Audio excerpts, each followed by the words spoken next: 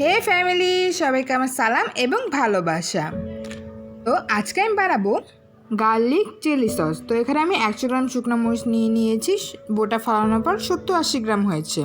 তো এখন আমি এই মরিচের মধ্যে 1 কাপ হোয়াইট ভিনেগার দিয়ে দিব, দিয়ে এটা 30 কিংবা 40 মিনিটের জন্য ভিজিয়ে রাখবো। ভিজিয়ে রাখার মাঝখানে 2-3 বার উল্টে পাল্টে দিব।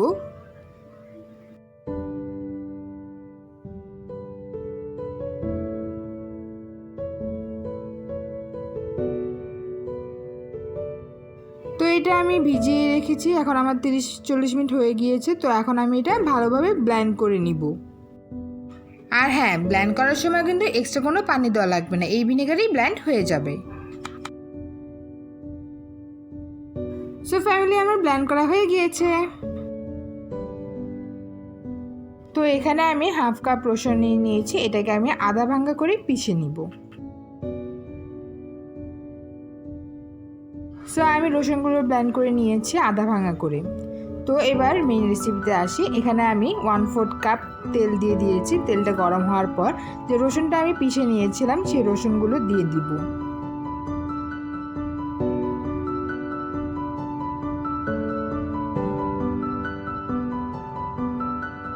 এখন এটা আমি হালকা লাল করে ভেজে নিব।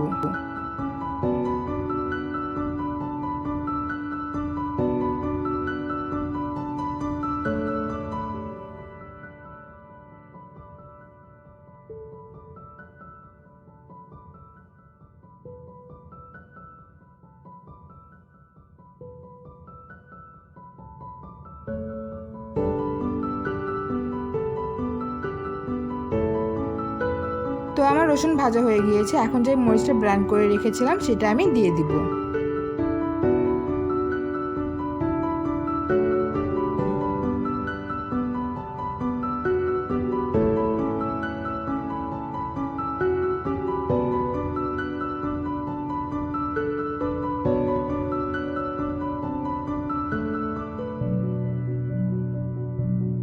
তো দেওয়া হয়ে গেলে আমি এটা 2-3 মিনিটের মতন ভেজে নিব।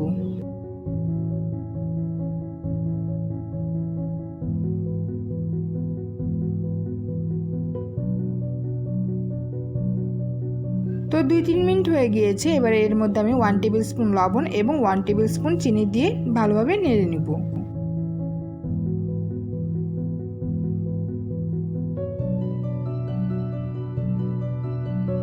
তো নাড়া হয়ে গেলে এবার আমি দিয়ে দিচ্ছি 1 টেবিল স্পুন সয়া সস। সসটা দেওয়া হয়ে গেলে আবার একটু নেড়ে নিব।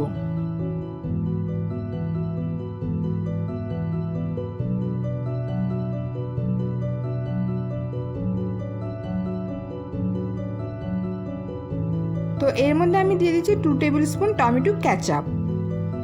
তো এটাও এবার নেড়ে নিব।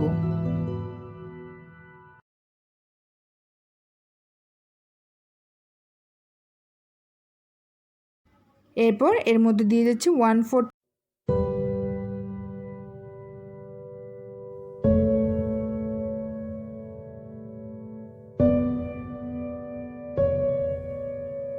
তো সব কিছু মেশানোর পর এর মধ্যে আমি দিয়ে দিচ্ছি 2 table spoon oil.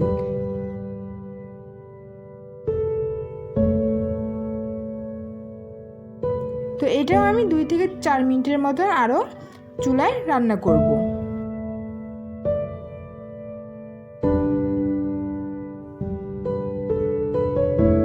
So family, আমার গার্লিক চিলি সস হয়ে গিয়েছে। এবার আমি পাত্রে পরিবেশন করে আপনাদের দেখাচ্ছি। সো রেডি হয়ে গিয়েছে আমার চিলি গার্লিক সস। এখন আর বাইরের চিলি গার্লিক সস খেতে হবে না, ঘরেই খুব সুন্দরভাবে বানিয়ে নিয়ে যাবে।